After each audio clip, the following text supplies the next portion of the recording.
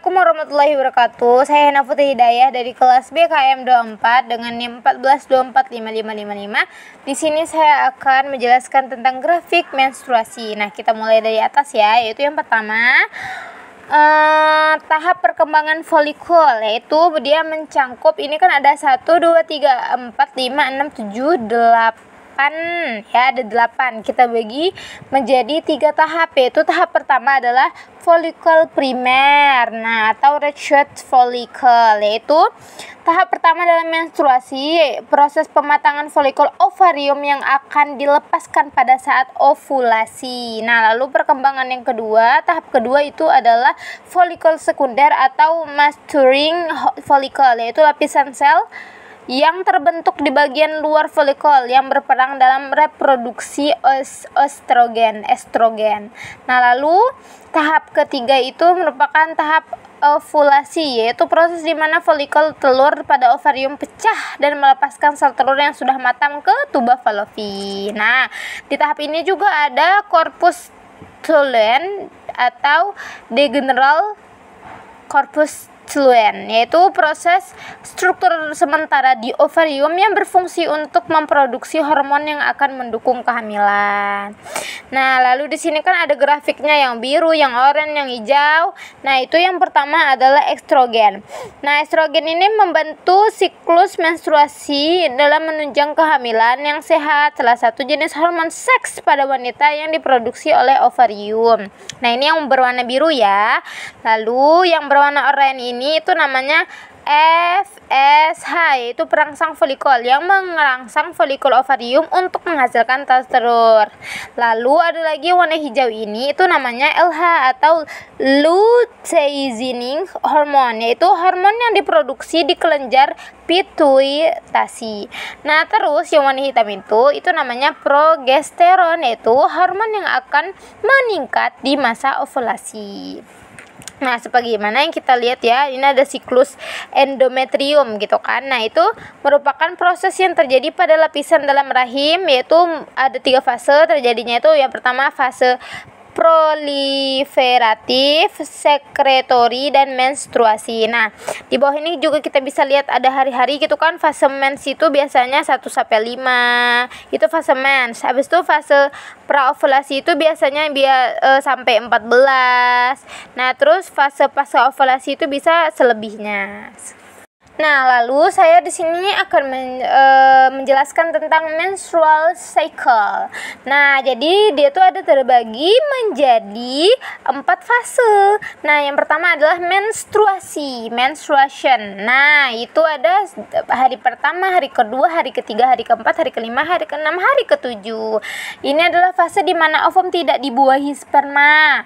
Fase di mana dinding rahim atau endometrium itu meluruh dan menyebabkan keluarnya darah dan lendir melalui vagina. Tuh yang warna pink ini ya. Terus ada lagi proses politeratif fase, yaitu dikenal dengan fase folikular. Nah, fase kedua ini dalam siklus men yang ditandai dengan perkembangan dan penyebaran sel-sel endometrium. Nah, biasanya ini hari ke-8, 9, 10, 11, 12. Nah, pada hari ke-13, 14, 15 itu merupakan fase ovulation atau ovulasi, yaitu fase dalam siklus menstruasi ketika ovarium melepaskan sel telur atau ovum. Nah, fase yang terakhir adalah secondary fase, yaitu fase akhir siklus uterus yang terjadi bersamaan dengan fase luteal siklus ovarium yang berfungsi untuk menyiapkan rahim untuk pembuahan. Nah, ini biasanya dari hari ke-16 sampai hari ke-29. Lalu yang terakhir saya akan menjelaskan tentang proses janin ya, dari dia tuh masih blatokista berubah menjadi embrio, berubah menjadi janin. Nah, yang pertama yaitu 3 minggu pertama merupakan trimester pertama, yaitu pembuahan terjadi sel telur telah dibuahi oleh zigot. Nah, dia mulai membelah diri gitu kan menjadi banyak sel dan membentuk blatokista. Blatokista ini bergerak menuju rahim dan mulai menempel pada dinding rahim. Nah, pada 4 minggu setelahnya, proses blatokista tadi berkembang dia menjadi embrio yang mana plasenta mulai terbentuk untuk mendukung pertumbuhan janin. Di sini jantung primitif tuh udah mulai tumbuh, tapi dia berdetaknya tuh masih perlahan. Nah, 5 minggu setelahnya proses embrio tumbuh dengan cepat dan organ-organ dasar mulai terbentuk. Di sini jantung tuh udah mulai berdetak dengan teratur. Kalau 4 minggu tadi kan dia perlahan, kalau ini sudah teratur. Nah, terus ada lagi 6 minggu setelahnya proses sistem saraf pusat mulai berkembang pesat. Nah, di sini wajah itu termasuk hidung, mata, lubang hidung. Nah, itu sudah berkembang atau terbentuk. Nah, pada 7 minggu setelahnya proses embrio itu makin berkembang lagi dengan organ-organ utama yang mulai terbentuk. Di sini otak dan tulang sumsum sudah mulai berkembang. Nah, pada 8 sampai 10 minggu proses embrio tadi mulai berubah menjadi janin. Nah, ini tuh fase paling penting ya, karena fase ini dimana perkembangan organ itu mulai stabil. Semua organ utama sudah mulai terbentuk tapi belum dengan sempurna gitu. Nah, lalu pada 11 sampai 13 minggu setelahnya itu merupakan fase trimester terakhir yang pertama yang terakhir gitu. Fase terakhir trimester pertama. Nah, di mana proses pertumbuhan janin semakin cepat. Nah, janin di sini mulai bergerak meskipun tidak dirasakan oleh ibu. Jadi di sini janin itu udah bergerak tapi belum dirasakan oleh ibu, masih kecil lah gerakannya. Nah, pada 14 sampai 18 minggu setelahnya ini merupakan trimester yang kedua dimulai.